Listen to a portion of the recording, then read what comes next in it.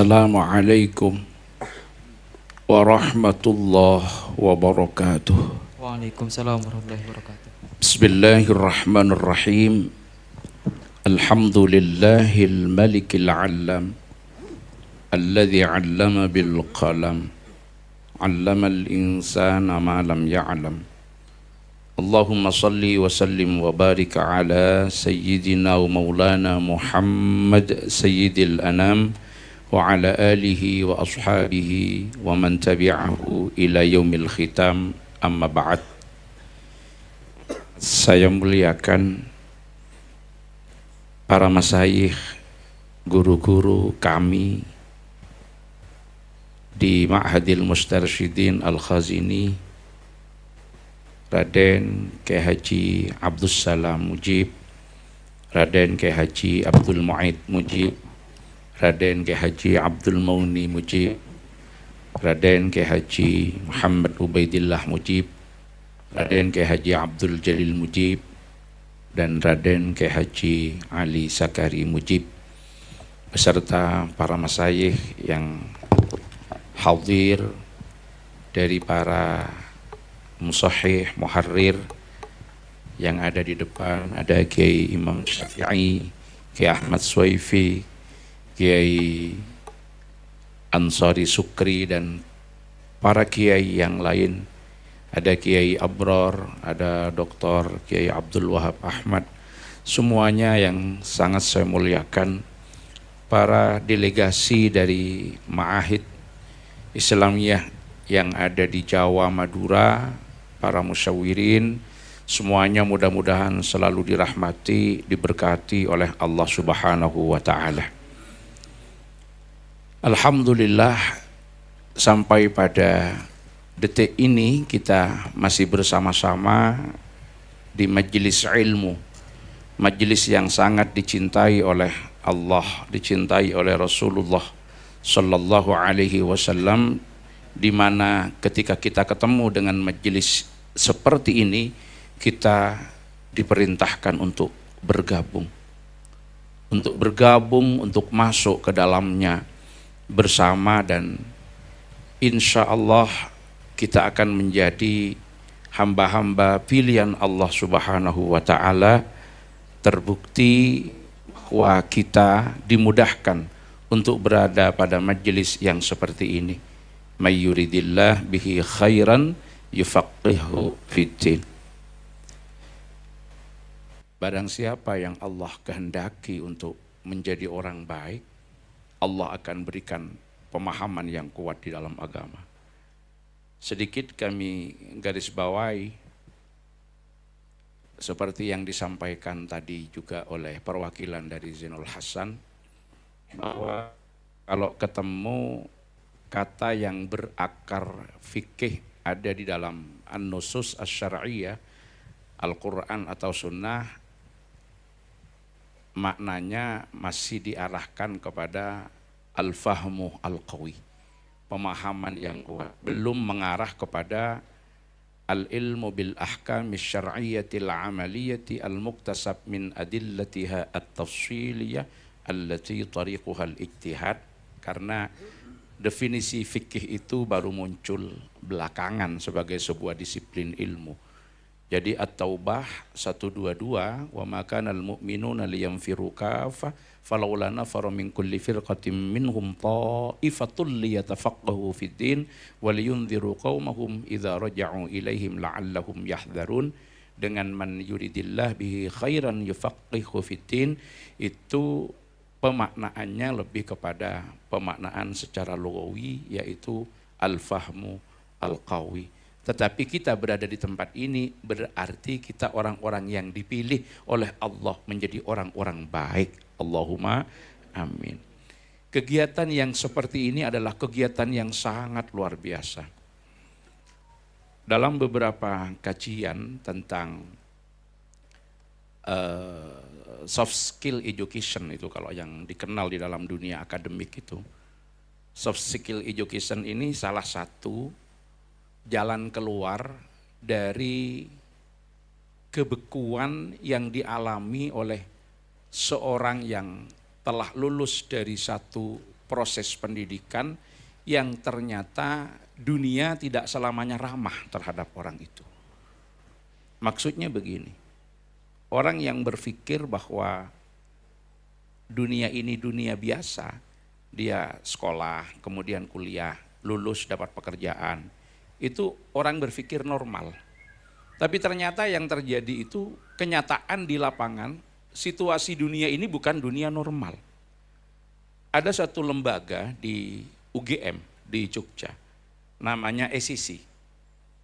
Jadi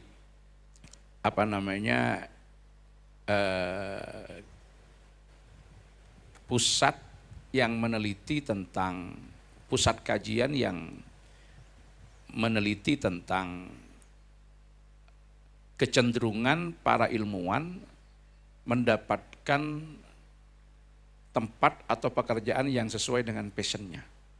Jadi itu disebut dengan ECC, itu Engineering Career Center, ada di UGM. Ternyata hasil penelitian itu beberapa waktu lalu menunjukkan bahwa orang yang bekerja sesuai dengan passionnya itu hanya 33%. 67% itu tidak sesuai dengan keilmuannya. Jadi ada yang ahli ekonomi, kemudian jadi petani, ada yang ahli teknik, kemudian pekerjaannya menjadi pengusaha kuliner, gitu.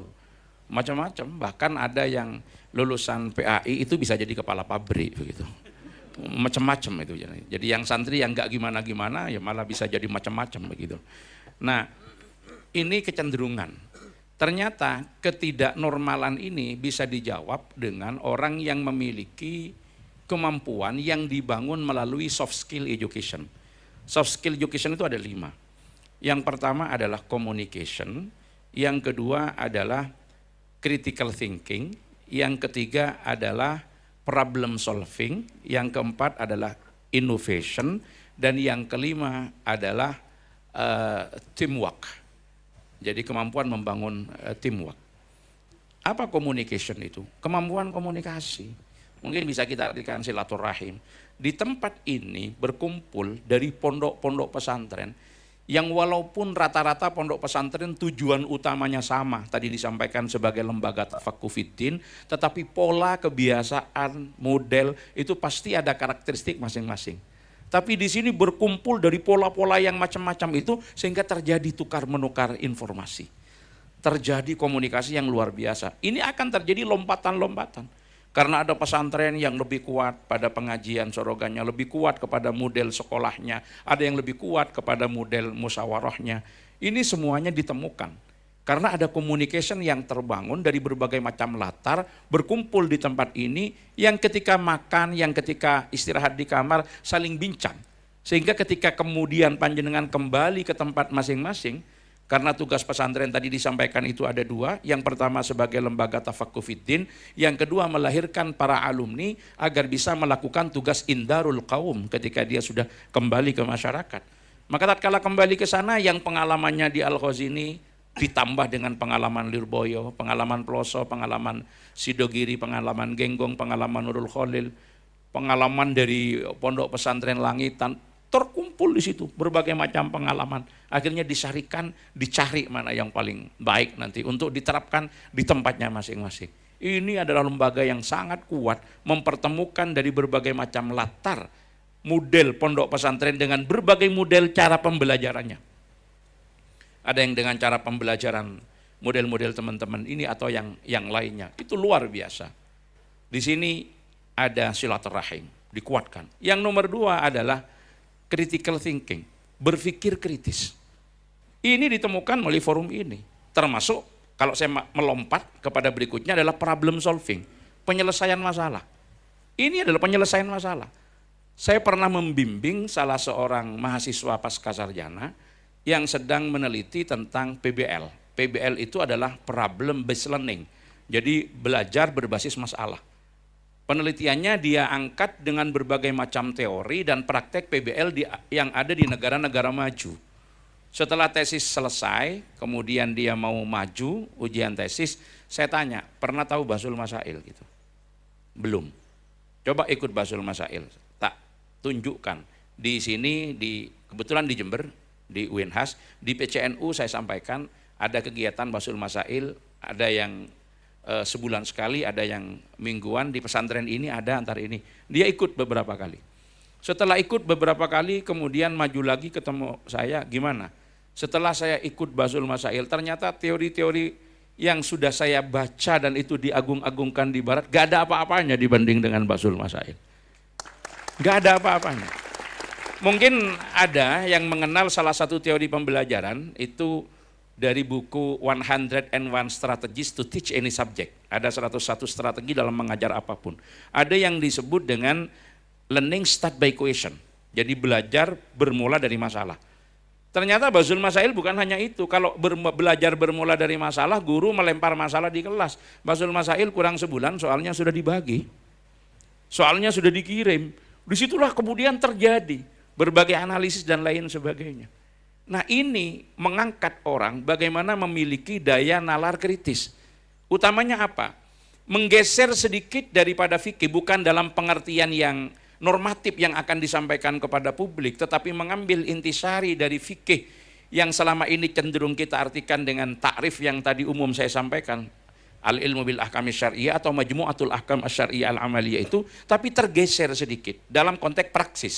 Tergesernya ke apa? Bahwa fikih itu adalah hasilatut tafa'ul bainan nusus wal waqa'i'. Itu dilatih di forum seperti ini. Bahwa fikih itu adalah produk dialog antara hal yang bersifat normatif dengan realitas empirik. Karena kita mempertemukan kembali antara teks dengan realitas. Dan dalam adab kita, tradisi kita, di dalam proses mempertemukan kembali, kita masih sering tetap merujuk kepada apa yang pernah dilakukan dan jurisprudensi yang ditetapkan oleh para ulama terdahulu. Bukan berarti kita kadang-kadang nyinyir atau abai terhadap berbagai kritikan. Kita ini sering dikritik loh, bahwa ketika kita menemukan satu masalah, kemudian dikiaskan kepada, atau bahasa kita itu diilhakkan kepada masalah yang sudah dibahas, sehingga di dalam tradisi kita ada ilhaqul masail binadhairiha. Itu yang sebetulnya yang tidak dikenal di dalam proses menjadi masadirul ahkam syar'iyyah. Yang ada kan qiyas, tapi kalau di sini kan ilhaqul masail binadhairiha itu kan mengkiaskan farak kepada farak juga. Kita bukan mengambil itu sebagai masadir, tetapi kita mengambil gaya, model, cara atau metodologi daripada istimbatnya itu yang kita ambil, sehingga mampu kita tuangkan di sini. Dan kita tidak ansi langsung mengambil saja, karena Al-Qarafi juga mengingatkan kita, kalau kita hanya berpatokan kepada teks tanpa melihat terhadap berbagai macam gejala dan fenomena yang melatari teks itu, ya kita bisa salah diagnosa akhirnya. Kita bisa salah diagnosa karena berpatokan kepada teks tanpa melihat terhadap realitas yang melatar belakangi munculnya teks itu juga dianggap sebagai jahlun bimaqasidi ulama'il muslimin wa dalalatun fiddin. Itu dalam pandangan Al-Qarafi. Tapi kita bukan ke sana, hanya melihat bagaimana cara para ulama terdahulu menyelesaikan satu masalah sehingga lahir jurisprudensi, dan ketika ada masalah baru tidak mentang-mentang kita langsung ilhakkan, tapi kita cari dulu apa yang menjadi penyebab di situ. Dan ketika hal-hal yang melatar belakangi terus berkembang, perkembangan itu masih kita analisa. Dan lahir gagasan-gagasan. Ketika tadi saya terakhir berada di Komisi B misalkan, membahas tentang masalah transaksi AI, membahas masalah jual beli online, bagaimana kemampuan para peserta kemudian menganalogkan berbagai macam persoalan yang telah termaktub di dalam apa yang ada hari ini dengan apa yang telah dijawab oleh para ulama dan sudah menjadi jurisprudensi. Dia ada dalam kitab-kitab kuning, di mana ijabnya, di mana qabulnya, bagaimana transaksi yang menggunakan mesin yang di situ tanpa kehadiran muta'aqidain, apakah itu sudah bisa dianggap yaqumu maqamahuma dan lain sebagainya, dengan berbagai macam problem yang terus setiap hari itu mengalami perkembangan. Sampai kemudian auto trade dan lain sebagainya yang sudah orang seakan-akan tidak ada. Apakah betul orang itu tidak ada? Semuanya dikaji. Dan bagaimana kita mendudukkan ini terhadap persyaratan buyuk yang telah ditetapkan oleh para ulama yang begitu rigid di dalam al-muamalat fil Islam. Ini luar biasa tadi pandangan-pandangan para musyawirin mengakses berbagai macam informasi. Dan apa kelebihan yang didapat di sini? Mohon maaf, walaupun ada metode cepat untuk kemudian mencari takbir, apalagi kasus seperti yang dialami Al-Falah tadi, dalam seminggu ada 7 undangan sampai repot, akhirnya mencari takbirnya dengan cara cepat. Dengan cara apa? Menggunakan maktabah syamilah dengan menggunakan kata kunci sehingga langsung kita ketemu dengan takbir. Oke, itu digunakan. Tidak ada salahnya kita memanfaatkan kecanggihan sains dan teknologi. Tetapi jangan dilupakan, model-model yang lama, buka kitab-kitab yang asli dulu, itu sebetulnya biar tidak fokus kepada yang dicari. Yang dicari A, tapi untuk sampai kepada A, kita ketemu B, ketemu C, ketemu D. Nanti suatu saat ketika diperlukan kita ingat kalau kita pernah bahas itu. Itu keunggulan di dalam orang mencari takbir menggunakan kitab-kitab manual sehingga tetap disediakan. Bukan di sini di Al-Ghazini nggak menyiapkan komputer dan laptop lengkap, tapi kenapa kitab di belakang masih ada? Karena itu tidak boleh ditinggalkan. Tidak boleh ditinggalkan. Mohon maaf, saya sering menjawab kritikan begini para peserta. Kritikan, model pembelajaran di pesantren itu mosok ngaji nahu diulang-ulang gitu. Jadi setelah Jurmiyah, Imriti misalkan, kemudian Kawakib, Tamimah, kemudian ke Alfiyah, kan diulang-ulang itu dari awal. Kalau model perguruan tinggi kan langsung per bab gitu kan langsung kayaknya diselesaikan sekali. Maka jawaban saya sederhana. Oh, jangan dianggap itu enggak ada manfaatnya, luar biasa itu manfaatnya. Di kelas 1 memang misalkan kita bikin singkat, contoh yang kelas 1 memang kita belajar Jurmiyah, kemudian kelas 2 kita belajar Imriti. Tapi kan Jurmiyah enggak berdiri sendiri. Jurmiyah itu nahunya, nanti di samping itu kita mulai belajar Safinah atau Mabadiul Fiqh, yang ketika kelas 2 kita belajar Imriti, di sini belajar Sulam, ketika naik kelas 3 kita belajar Mutamimah, di sini sudah bareng dengan Fathul Qorib, ketika kita naik ke kelas 4 misalkan kita belajar Alfiyah, di sini sudah belajar Fathul Mu'in, dan lain sebagainya. Apa yang terjadi?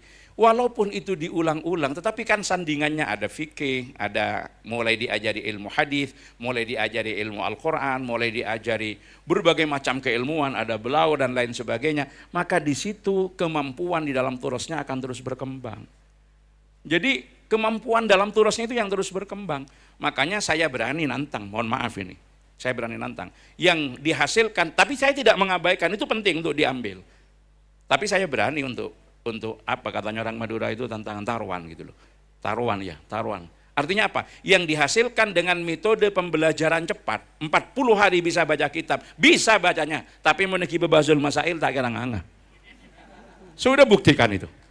Bisa, 40 hari baca kitab bisa, tapi sejauh mana sarwah dan pengalaman dia untuk membaca terhadap kitab dari berbagai macam cara penyampaian yang disampaikan para ulama dengan gaya bahasanya masing-masing, sampai gaya kekhasannya masing-masing. Makanya kan kehati-hatian ulama terdahulu itu luar biasa cara memaknainya.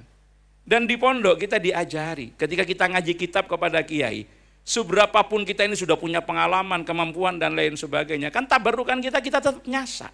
Karena cara baca beliau-beliau itu kan beda, walaupun gitu kan sama-sama bolehnya. Tapi karena kehati-hatiannya sampai dikeluarkan semua. Dalam targetnya itu kalau enggak punya kemampuan di situ, kan bablas itu. Dengan model-model cepat yang sekarang belajar bahasa kitab, menerjemah 40 hari bisa nerjemah, ya bisa memang. Tapi sarwahnya di mana, kemampuannya di mana gitu. Jadi sampai ketika mengartikan inna fiddari rojulan misalkan. Itu kehati-hatiannya para ulama terdahulu ketika diartikan atau disebut dengan inna fiddari rojulan. Kan ada yang mengartikan tidak dikasihan sama sekali, laki-laki ada dalam rumah. Tapi ketika para ulama dulu mengartikan inna fiddari, sak temeni iku tetep ing dalam omah. Kemudian ada yang mengartikan rojulan sopo wong lanang, ada yang tetap mempertahankan utawe wong lanang, ada yang malah diangkat semuanya, sopo utawe wong lanang. Kenapa? Kalau menggunakan sopo, karena ini dianggap sebagai isimnya innah yang muakhor, yang ketika gandeng dengan inna rojulan misalkan, itu sudah tidak perlu lagi muncul kadang tarkibnya, tapi ketika dianggap pakai utawe karena sebelum dimasuki inna fid dari rojulun itu asalnya adalah mubtada, maka ben mantep ben ketemu diwaca kabeh. Itu kan sebetulnya pembelajaran yang luar biasa dari cara baca yang ada yang enggak mau membaca sepintas. Nah, coba kalau yang belajar singkat kan enggak sampai ke situ. Inna fid dari rojulan wong lanang nang omah itu selesai kan. Mengartikannya kan ke sana. Ada yang berprinsip seperti itu. Dan ini semuanya adalah penguatan-penguatan yang membuat ketelitian di dalam perbendaharaannya dalam kitab kuning. Maka di dalam Basul Masail ini mencari takbir yang manual itu kalau memang tidak terlalu kesusu itu lebih penting. Memang kalau kita kan inginnya praktis, buka Maktabah Samilah pakai kata kunci. Kalau pakai kata kunci kan langsung ketemu itu. Tanpa kita melalui proses yang lain. Tapi kalau membaca kitab kuning satu persatu, ambil, buka, gak ketemu, taruh lagi. Jangan lupa yang kita cari memang lama ketemunya. Tapi dalam proses berapa informasi yang dapat tertampung, masuk ke dalam otak yang dapat terserap itu. Itu yang menguatkan terhadap pola yang disebut dengan problem solving. Dan ada innovation. Bagaimana kemampuan daya inovasi kita untuk terus melakukan pengembangan-pengembangan daripada apa yang kita cari. Maka kebiasaan Basul Masail ini lengkap sudah apa yang dibutuhkan. Kemudian ada teamwork, kemampuan untuk membangun sebuah jejaring untuk kita kerja bersama-sama. Di sini kerja bersama-sama dari berbagai macam pandangan untuk memutuskan persoalan yang sama. Jadi alumni Basul Masail itu orang yang tidak akan pernah gagap menghadapi berbagai macam apapun tantangan kehidupan karena mereka pasti punya 1001 cara untuk menyelesaikannya. Ini yang didapat dari forum-forum ini, forum diskusi, forum debat, forum dialog, tetapi bagaimana adab, ini yang luar biasa. Sekarang keadaban yang perlu kita pelajari, banyak keadaban itu yang ditinggalkan. Di Basul Masail bagaimanapun perbedaan pendapat, tetapi adab tetap dijaga. Dan orang yang terlibat dalam Basul Masail tidak pernah berpikir, nanti yang akan dipilih itu pendapatnya siapa. Karena dia tidak berpikir bahwa yang benar yang diterima harus takbir saya, harus pendapat saya, bukan. Tetapi semuanya yang memang dipandang sesuai dengan apa yang menjadi persoalan dan diputuskan bersama-sama. Itu adab itu yang sangat penting sekarang. Kenapa? Ada 4 kategori seorang laki-laki kalau bahasanya orang-orang kuno itu, para guru-guru kita. Yang pertama adalah rajulun yadri wa yadri annahu yadri. Yang kedua rajulun yadri wa la yadri annahu yadri. Yang ketiga rajulun la yadri wa yadri annahu la yadri. Dan yang keempat yang paling parah adalah rajulun la yadri wa la yadri annahu la yadri. Ini yang paling parah gitu. Sehingga sekarang kalau kita melihat komentar-komentar itu kan kayaknya orang yang komentar itu sudah segala-galanya itu. Sampai disebutkan maha benar netizen dengan berbagai komentarnya gitu. Ini kan luar biasa. Padahal jelas itu petunjuknya para ulama-ulama itu. Lau sakata man la yadri laqalla al khilafu wan niza'. Seandainya orang yang tidak ngerti itu diem, tidak kesusu semuanya dikomentari padahal tidak punya pemahaman, maka tidak akan terjadi konflik dan keruwetan-keruwetan ini. Tapi karena semuanya ikut komentar, nah insya Allah yang di sini tidak termasuk di situ. Yang di sini yang ada apa? Yadri wa yadri annahu yadri. Itu pertama. Yang kedua seumpama la yadri, yadri annahu la yadri. Sehingga terus belajar. Terus belajar dan terus belajar yang ada di forum seperti ini, menyisakan satu pertanyaan, dicari jawabannya yang masuk as-su'al nisful ilmi, ini yang akan memperkaya terhadap hazanah para panjenengan semua. Ini yang akan memperkaya dan ini yang nanti akan menjadi nilai kritis dan kemampuan menyelesaikan berbagai macam problem yang akan dihadapi orang Basul Masail dengan berbagai macam gayanya di masyarakat. Jadi kan pernah tahu itu bagaimana Kiai Wahab Hasbullah itu ketika didatangi seseorang yang wadul karena ingin korban dengan 1 sapi untuk 8 orang. 1 sapi untuk 8 orang. Nah kalau ditanya sepintas jawaban orang pasti bisa apa enggak kira-kira? Bisa apa enggak? Ya orang semuanya kan jawab enggak bisa, dia tanya 1 kiai, 2 kiai, 3 kiai, jawab enggak bisa semuanya. Dia gelo akhirnya, hampir batal itu mau korban. Akhirnya ketemu Kiai Wahab, Kiai saya mau korban sapi 1 untuk 8 orang. Saya datang ke ini katanya enggak bisa. Apa kata Kiai? Kata siapa enggak bisa? Loh bisa Kiai? Bisa. Saya sudah jelaskan Kiai, dari 8 orang itu ada anak saya yang masih kecil. Masa cuma anak kecil enggak boleh numpang katanya. Enggak bisa. Bisa itu. Terus gimana caranya Kiai? Lah begini, anak sampean kan ada yang kecil. Anak kecil itu kalau mau naik sapi itu ketinggian. Sampean korban pakai sapi 1 untuk 7 orang, tapi sampean siapkan bancean untuk anak kecil biar bisa naik ke sapi itu. Lah kalau berarti 1 sapi boleh Kiai 8 orang? Boleh, tapi banceannya disiapkan. Apa itu Kiai? Kambing 1 gitu. Begini nih bisa apa enggak ini akhirnya? Bisa enggak? Ya menjadi bisa, tapi karena memang pahamnya orang itu kan tidak boleh langsung dipotong. Tapi diselesaikan sedikit-sedikit. Ini yang disebut dengan problem solving yang diikuti dengan critical thinking. Kemampuan menyelesaikan masalah tetapi tidak keluar dari koridor itu. Walaupun bahasa awalnya dikatakan bisa, itu sebetulnya kan tidak tepat, tetapi tetap digiring, jangan sampai bisa dilepas tanpa ada syarat itu. Tapi dengan gaya itu akhirnya orang itu mau korban. Dia melaksanakan. Ini yang disebut jawaban yang dibutuhkan. Maka sekarang jawaban-jawaban yang kita sampaikan kepada masyarakat itu harus jawaban yang kemudian membawa keteduhan, kenyamanan, dan ini harus dicari. Jangan semata-mata karena faktor tekstualitas kemudian kita nafikan dari berbagai macam hal yang akan berimplikasi kepada masyarakat. Ya model-model transaksi kayak sekarang yang sudah menjadi keseharian orang. Kalau kemudian kita mau berpatokan karena tidak terpenuhinya syarat-syarat formal yang kita ketahui dari fikih klasik, kemudian kita akan katakan bahwa itu tidak sah. Itu bagaimana? Satu, berpatokan tadi ketentuan hukum. Tapi yang kedua apa? Hukum menjadi ditinggalkan. Karena ini sudah menjadi kebiasaan orang banyak. Dan tanpa kita sadar, kita tiap hari juga ada di sini. Butuh apa-apa tinggal buka HP. Mau beli tiket tinggal klik di situ. Mau makan ya tinggal pesan di situ. Kalau ini kemudian tidak dicarikan bagaimana pandangan-pandangan yang bisa menyelesaikan terhadap konflik itu antara apa yang kita pahami secara normatif dalam teks-teks kitab kuning yang sudah jadi jurisprudensi keputusan para ulama dengan kita mengambil ruh dan semangatnya untuk kita aktualisasikan dalam konteks transaksi hari ini dengan keberadaan hari ini, maka itu akan jadi problem besar di tengah-tengah masyarakat. Orang tidak mau meninggalkan dan akhirnya abai. Haram tidak haram, yang penting saya sudah mengerjakan. Tapi orang suruh berhenti ini tidak akan mau. Coba sekarang, tidak boleh pakai transaksi yang seperti itu karena tidak ketemu. Misalkan akadnya bagaimana, ketemu tagihnya gimana. Nah itu kan nanti akan rumit. Maka tetap keputusan-keputusan itu kan diarahkan terhadap apa yang menjadi masalah, tapi tanpa meninggalkan terhadap apa yang telah diajarkan oleh para salafun saleh di dalam membuat ketentuan-ketentuan itu. Sehingga kita tidak tasahul, tapi kita jangan terlalu membuat kerumitan-kerumitan yang hal itu menjadi tidak aplikatif di tengah-tengah masyarakat. Tapi jawaban yang kita berikan tetap berada pada titik tengah. Apa? Titik tengah itu. Jadi taisirnya itu kena, tetapi tidak tasahul.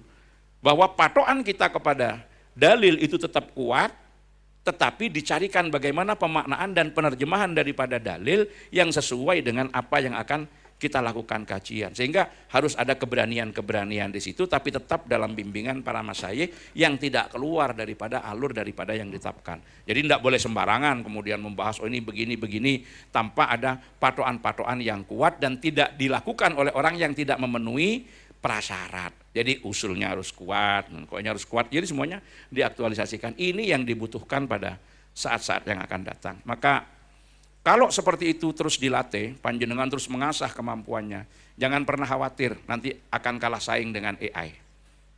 Jangan kalah khawatir. Walaupun sekarang kecenderungan masyarakat ketika dia butuh persoalan untuk dijawab, kadang-kadang sudah tidak mau datang lagi sama ustadz. Karena kalau datang sama ustadz tidak bawa gula tidak enak gitu ya. Akhirnya dia cukup bertanya di situ. Sampean bisa buktikan bahwa panjenengan semua ini mampu melakukan yang tidak bisa dilakukan oleh AI. Karena yang dilakukan oleh AI itu tetap menginventarisir terhadap masukan sebelumnya. Dia tidak mungkin bisa memberikan jawaban pada hal yang belum pernah dibahas. Maka disitulah panjenengan yang datang untuk membahas, bahkan berkontribusi untuk mengisi di situ. Inilah yang bisa dilakukan oleh teman-teman yang aktif dan bergelut di dunia ini. Sehingga kita menjadikan fikih tadi sesuai dengan semangat bahwa orang belajar itu harus sesuai dengan zamannya, sesuai dengan konteksnya. Liyatafaqahu tadi yang disampaikan bahwa pembelajaran agama itu harus mampu menjawab problem kekinian dan sekaligus mampu menjawab tantangan masa depan.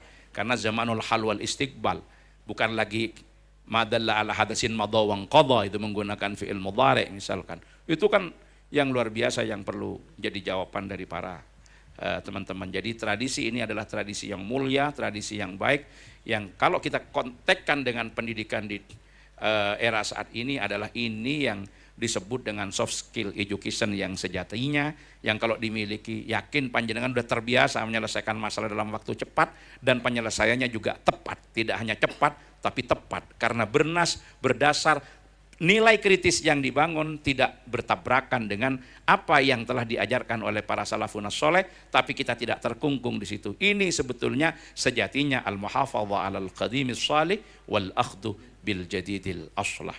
Mudah-mudahan kita semua senantiasa diberikan kekuatan oleh Allah Subhanahu wa taala untuk terus menjaga, mempertahankan tradisi yang sangat luar biasa ini, yang kadang-kadang sebagian orang sudah menganggap tidak lagi penting dengan kebiasaan orang mencari hal yang bersifat instan, tapi dari tangan-tangan ini akan lahir kebaikan-kebaikan pada umat pada saat-saat yang akan datang. Dan insya Allah dengan semakin banyak komunitas yang seperti ini, kita masih bisa tenang bahwa insya Allah masa depan kebangkitan dan kejayaan Islam akan terus benderang di hadapan kita semua. Terima kasih atas partisipasi dan kehadirannya, keterlibatannya yang baik. Kami dari para musahid dan para muharrir menyampaikan jazakumullah awfaral jaza wa ahsanal jaza. Mudah-mudahan panjenengan semua terus diberikan kekuatan dan himmah aliyah litafaqquh fi dinillah, yang mampu menebar manfaat kepada umat dan menjaga keberadaan agama di tengah-tengah masyarakat mencapai puncak kemuliaannya izzul Islam wal muslimin. Kurang lebihnya mohon maaf. Hadanallahu wa iyyakum ajmain. Wallahul muwaffiq ila aqwamit thoriq. Assalamualaikum warahmatullahi wabarakatuh.